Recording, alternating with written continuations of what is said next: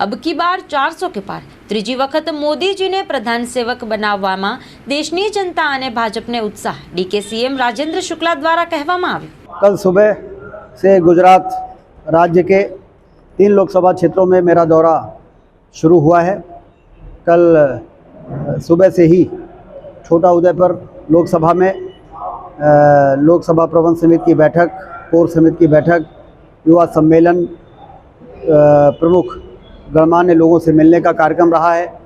कल सौभाग्य से कुबेश्वर महादेव के दर्शन करने का भी मुझे मौका मिला और आज सुबह से भरूच विधान जिले में पन्ना प्रमुखों की बैठक और उसके बाद अब भाजपा कार्यालय के जो लोकसभा का हमारा चुनाव कार्यालय है, यहाँ पर आपसे मैं बातें कर रहा हूँ।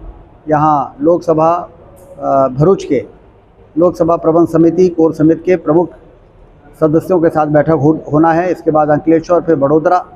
इस प्रकार से भारतीय जनता पार्टी पूरे देश में लोकसभा चुनाव की तैयारी पूरे जोश खरोश के साथ शुरू कर चुकी है, क्योंकि ये चुनाव बड़ा महत्वपूर्ण है। इसमें मोदी जी को तीसरी बार प्रधानमंत्री बना के भारत को विश्व गुरु के स्थान पर पहुंचाने का जो महान सपना है उसको पूरा किया जाना है। इसलिए न सिर्फ मोदी जी के नेतृत्व में पिछले 10 वर्षों में ऐतिहासिक काम हुए हैं।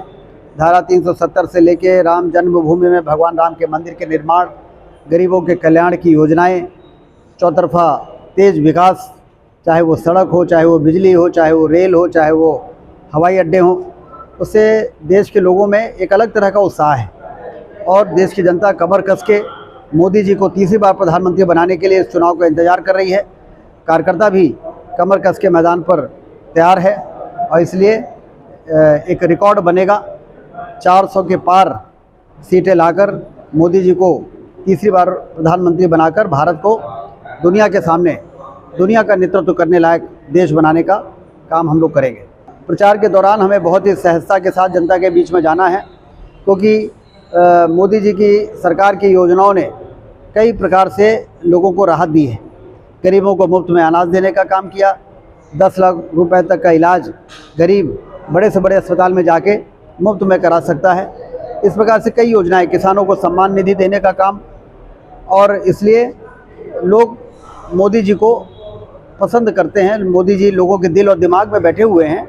हमें कार्यकर्ता के नाते बहुत ही विनम्रता के साथ हाथ जोड़ के उनके बीच में जाना है। अब मोदी जी का समर्थन करने के लिए उनसे कहना है।